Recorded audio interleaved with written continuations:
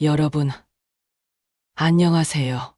오늘 제가 여러분께 들려드릴 이야기는 솔직히 말씀드리기가 조금 부끄럽습니다.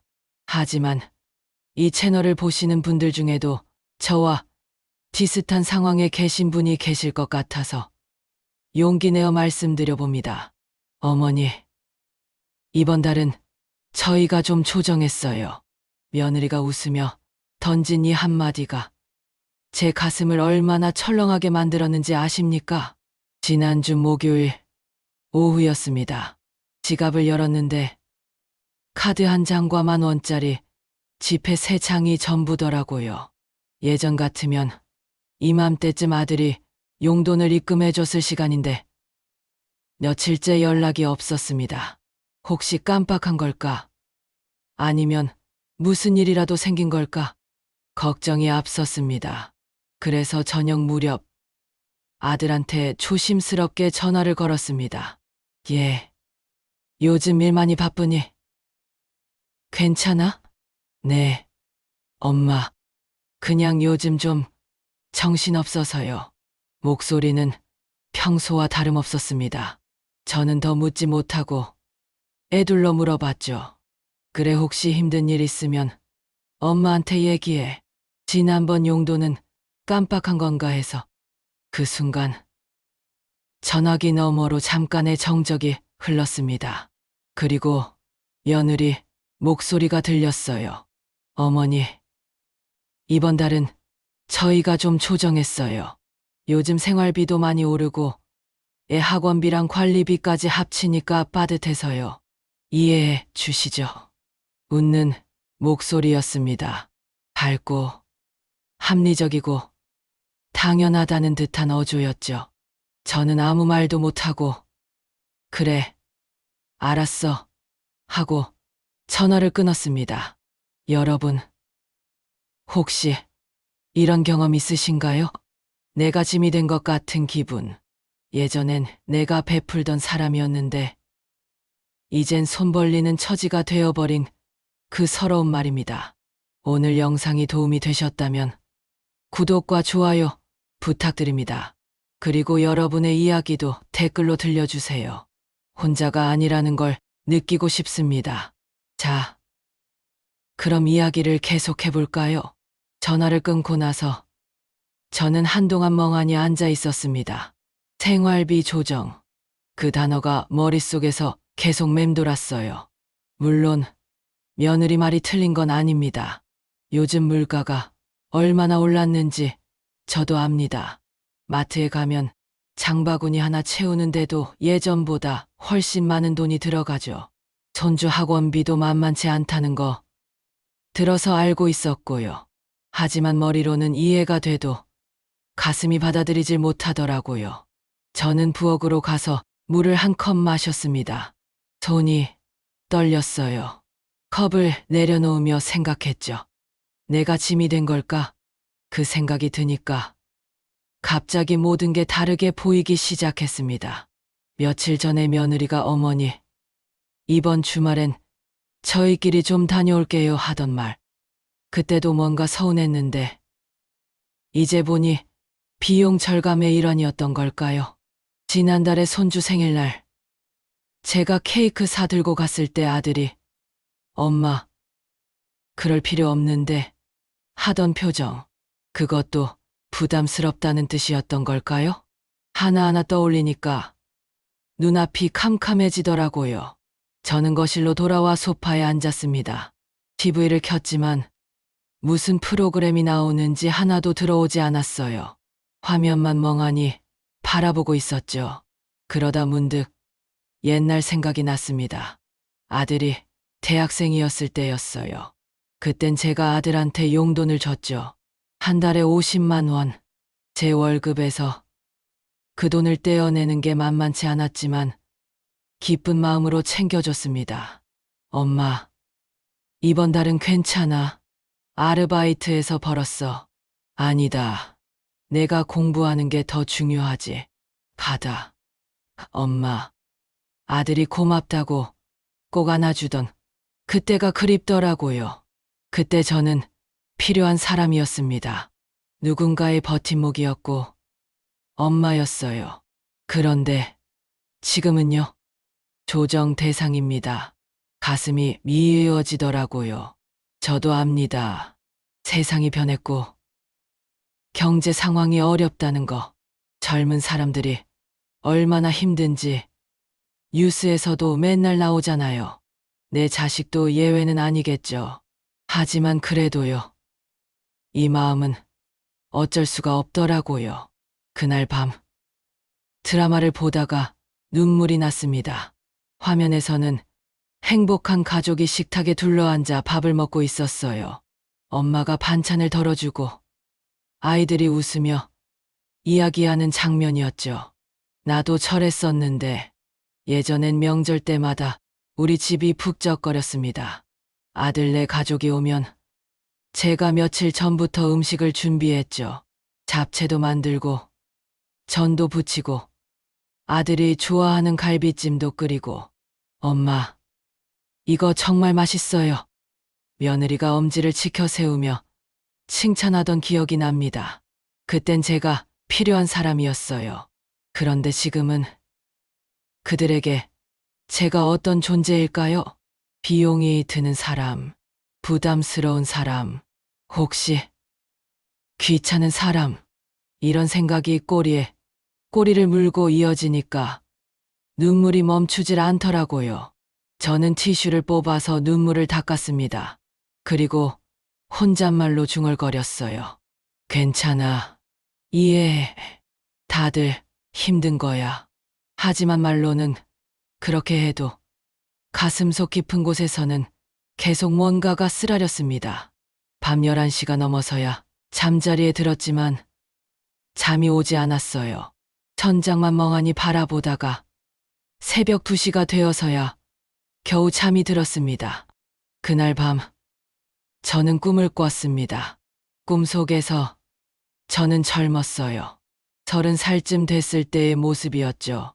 손에는 어린 아들을 안고 있었고 아들은 제 품에서 새근새근 잠들어 있었습니다. 엄마가 있어. 걱정 마. 제가 아들의 머리를 쓰다듬으며 속삭이는 꿈이었어요. 그런데 꿈에서 깨어나니까 현실은 정반대더라고요.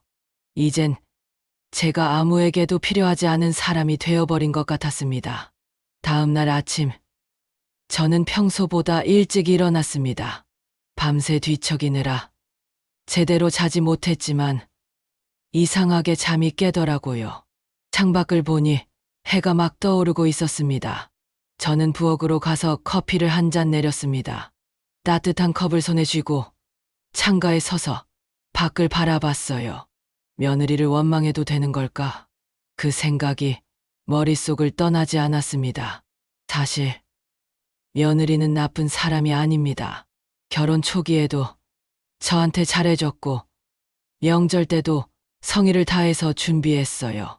손주를 낳고 나서도 제가 애 보러 가면 반갑게 맞아줬죠.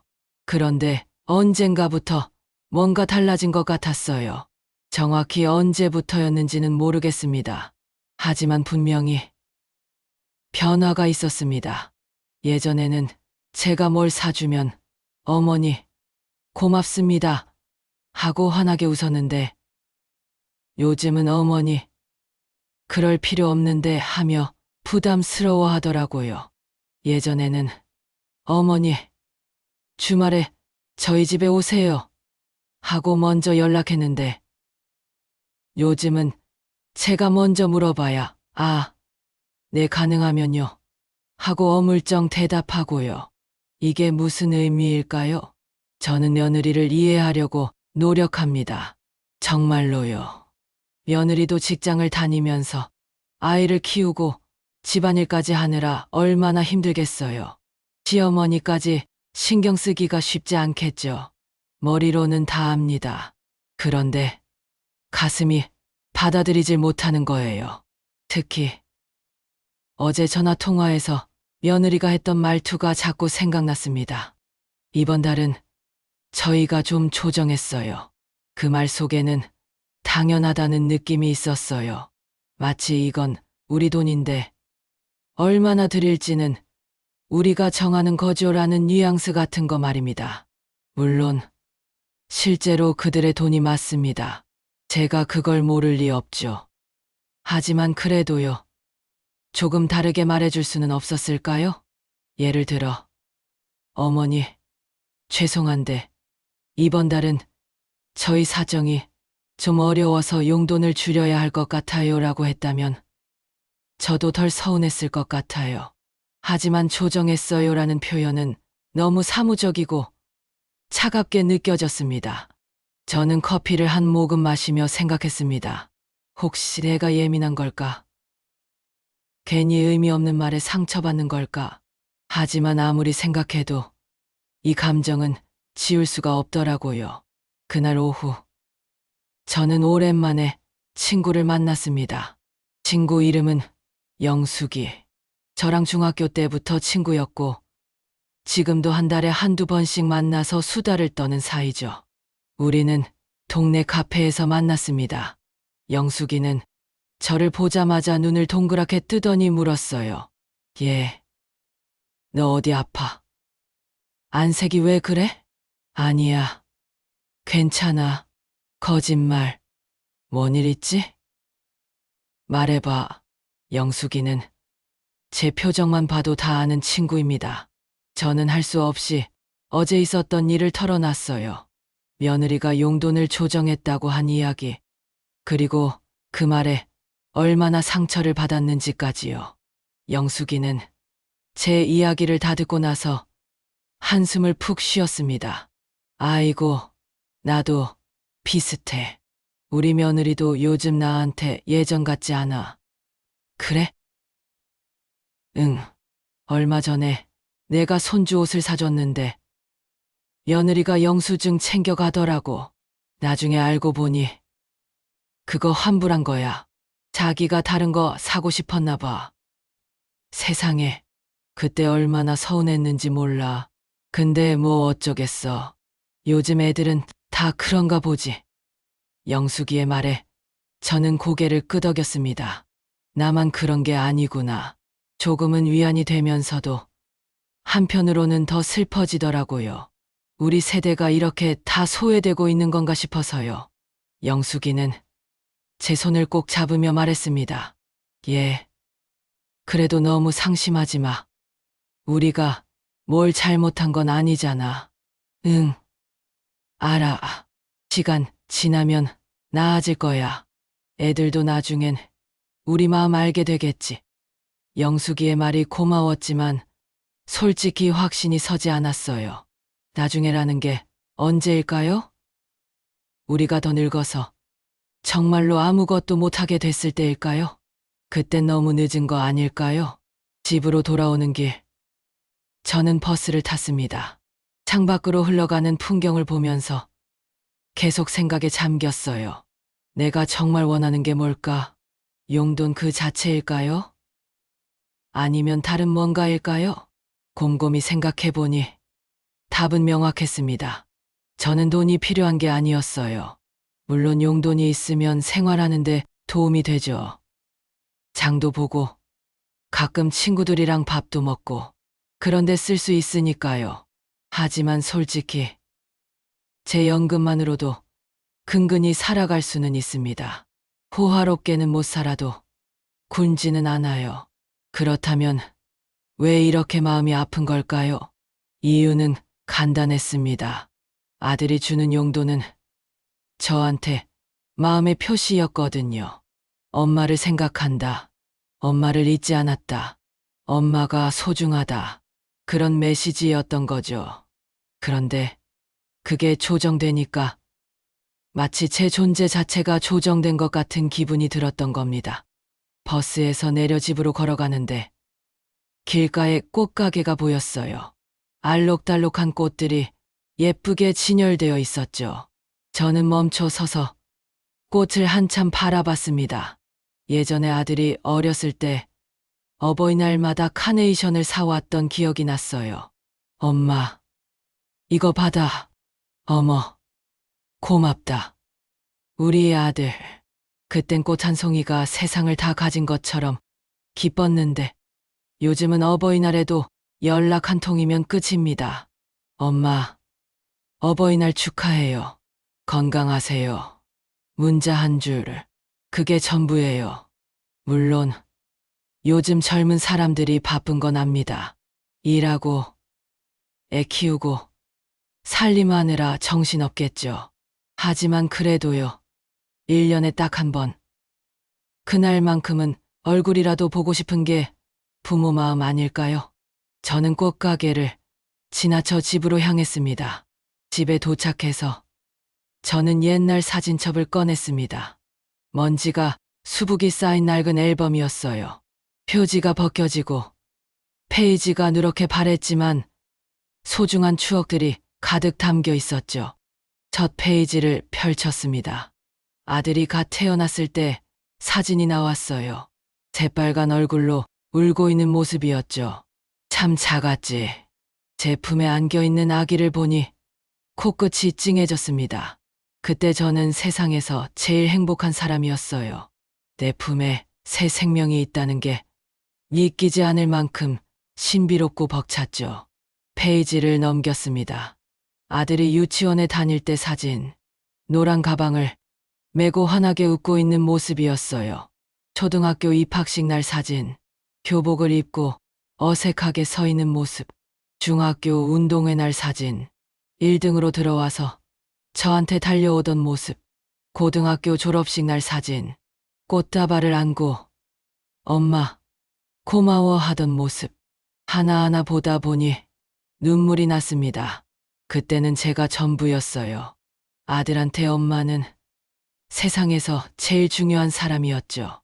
엄마, 배고파. 엄마, 이거 뭐야? 엄마, 나 학교 가기 싫어. 엄마, 같이 자자. 뭐든지 엄마한테 물어보고 엄마랑 함께하고 싶어 했어요. 그런데 언제부터였을까요? 아들이 커가면서 점점 제 곁을 떠나기 시작했죠. 대학에 들어가면서 기숙사에 들어갔고, 취업하면서 독립했고, 결혼하면서 자기 가정을 꾸렸어요. 당연한 수순입니다. 자식은 부모 곁을 떠나는 게 자연스러운 거죠. 저도 그걸 압니다. 머리로는요. 하지만 가슴은 아직도 그때 그 작은 아이를 기억하고 있더라고요. 저는 사진첩을 덮고 소파에 기댔습니다. 돈이 문제가 아니야. 제가 진짜 원하는 건 관심이었어요. 엄마, 요즘 어떻게 지내세요?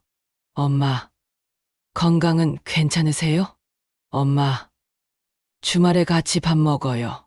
그런 말 한마디, 행동 하나가 그리운 거였죠. 용도는 그냥 그걸 확인하는 수단이었을 뿐입니다. 그날 저녁, 저는 결심했습니다. 아들한테 제 마음을 전하기로요.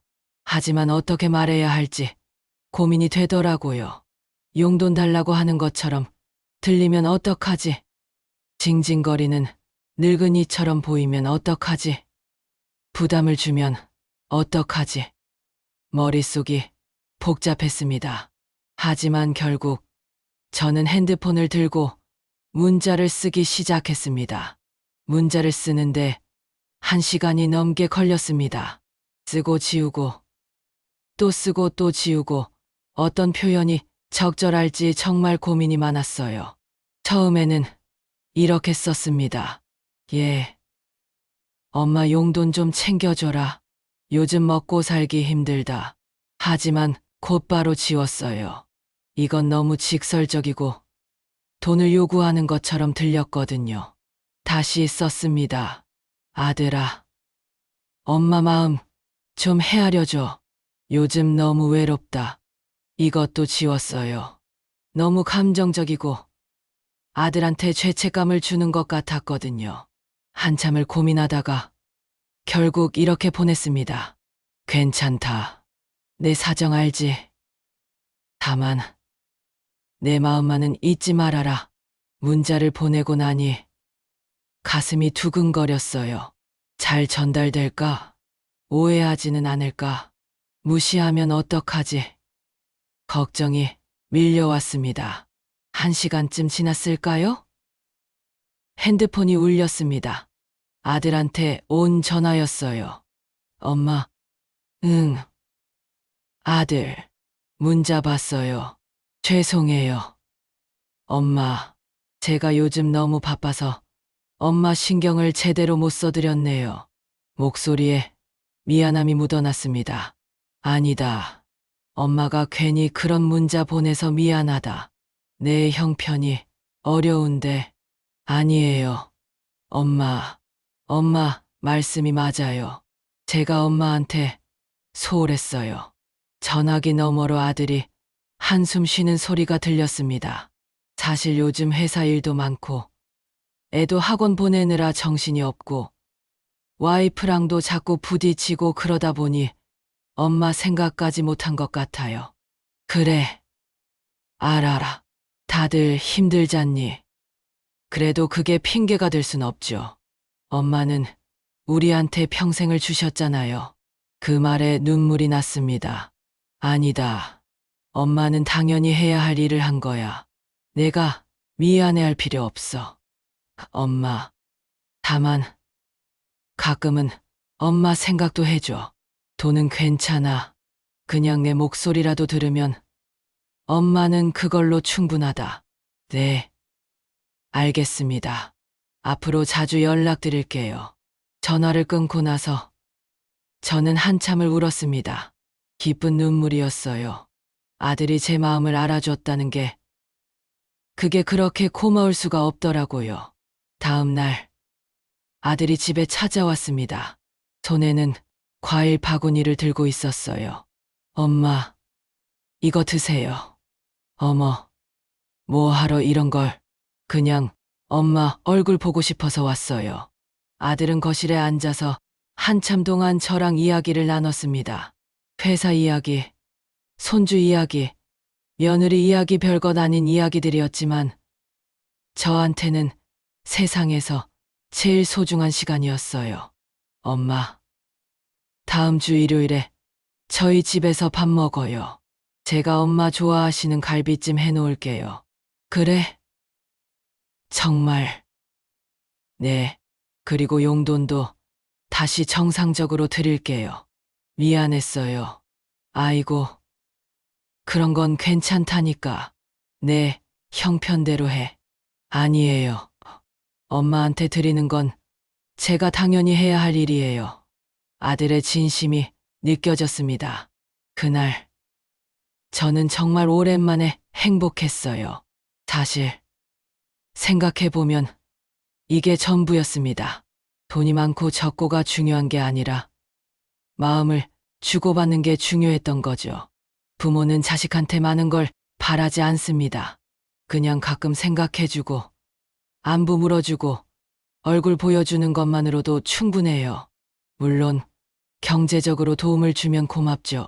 하지만, 그게 전부는 아닙니다. 제일 중요한 건 잊지 않는 것입니다.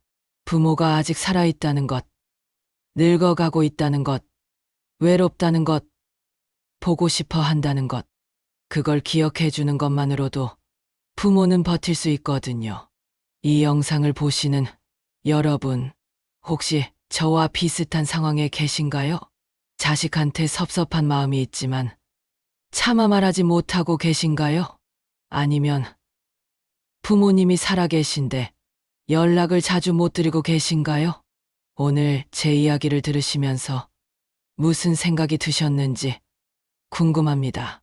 저는 이 이야기를 통해 여러분께 몇 가지 말씀드리고 싶습니다.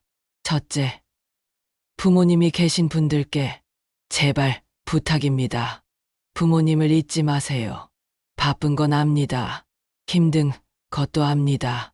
살기 팍팍한 것도 이해합니다. 하지만 그래도 일주일에 한 번만이라도 전화 한 통 해주세요. 엄마, 잘 지내세요? 아빠, 건강하시죠? 그 한마디면 충분합니다. 부모님은 자식 목소리 듣는 것만으로도 하루를 버틸 힘을 얻거든요. 가능하면 한 달에 한 번쯤은 얼굴을 보여주세요. 꼭 비싼 선물을 사오지 않아도 됩니다. 그냥 얼굴만 보여줘도 부모님은 기뻐하실 겁니다. 그리고 용돈을 드릴 형편이 되신다면 부디 챙겨드리세요. 액수는 중요하지 않습니다. 마음이 중요한 거예요. 내 자식이 날 생각한다. 그 확신이 부모님한테는 제일 큰 선물입니다. 둘째, 저처럼 부모 입장에 계신 분들께 자식한테 너무 큰 기대를 하지 마세요. 요즘 젊은 사람들 정말 힘듭니다. 우리가 젊었을 때보다 훨씬 더 각박한 세상에서 살아가고 있어요. 물론 서운한 마음이 드는 건 어쩔 수 없습니다. 저도 그랬으니까요. 하지만 그 마음을 억지로 삼키지만은 마세요. 적절히 표현하는 것도 필요합니다. 다만 표현할 때는 원망이 아니라 부탁의 형태로 하는 게 좋습니다. 내가 날 소홀히 한다가 아니라 엄마는 내가 보고 싶다로요. 그리고 무엇보다 자식한테만 의지하지 마세요. 친구도 만나고 취미도 가지고 나만의 삶을 즐기세요. 자식은 자식대로 살아가게 하고 우리는 우리대로 행복하게 사는 겁니다. 그게 서로한테 제일 좋은 관계예요. 셋째, 며느리나 사위 되시는 분들께 시부모님이나 장인어른, 장모님을 대할 때 조금만 더 신경 써주세요. 물론 여러분도 힘드신 건 압니다. 직장 생활하고 육아하고 집안일 하느라 정신없죠. 하지만 그분들은 평생을 여러분 배우자를 키우신 분들입니다. 그 은혜를 생각한다면 조금은 더 따뜻하게 대해 주실 수 있지 않을까요? 용돈을 드릴 형편이 안 되면 말이라도 따뜻하게 해주세요. 어머니, 죄송합니다. 요즘 저희 형편이 어려워서 용돈을 못 드려요. 조금만 기다려 주세요. 이렇게 말씀드리면 부모님도 이해하십니다. 하지만 조정했어요처럼 차갑게 말하면 마음이 상하실 수밖에 없어요. 말 한마디가 사람을 살리기도 하고 죽이기도 합니다. 부디 따뜻한 말 한마디 아끼지 마세요. 마지막으로 저 자신한테 이번 일을 겪으면서 저도 많은 걸 깨달았습니다. 자식한테만 의존하면 안 되겠다는 것, 제 삶을 제가 책임져야 한다는 것, 그리고 무엇보다 자식을 믿고 기다려야 한다는 것. 아들은 저를 사랑합니다. 그건 확실해요. 다만 표현이 서툴고 바빠서 신경 쓸 겨를이 없었을 뿐이죠. 앞으로는 제가 먼저 연락하고 먼저 다가가겠습니다. 그리고 아들이 힘들 때는 제가 위로해주고 응원해주겠습니다. 그게 진짜 부모의 역할 아닐까요? 여러분, 가족이란 건 참 어렵습니다. 가까운 사이일수록 오히려 더 조심해야 하고 더 배려해야 하죠. 하지만 그럼에도 불구하고 가족은 소중합니다.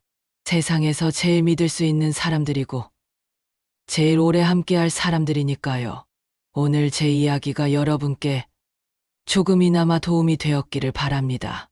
혹시 공감하셨다면 댓글로 여러분의 이야기도 들려주세요. 우리 함께 위로하고 응원하면서 살아갔으면 좋겠습니다. 그리고 구독과 좋아요도 꾹 눌러주시면 큰 힘이 됩니다. 여러분 모두 건강하시고 가족과 행복한 시간 보내시길 바랍니다. 긴 영상 끝까지 봐주셔서 정말 감사합니다. 다음 영상에서 또 만나요.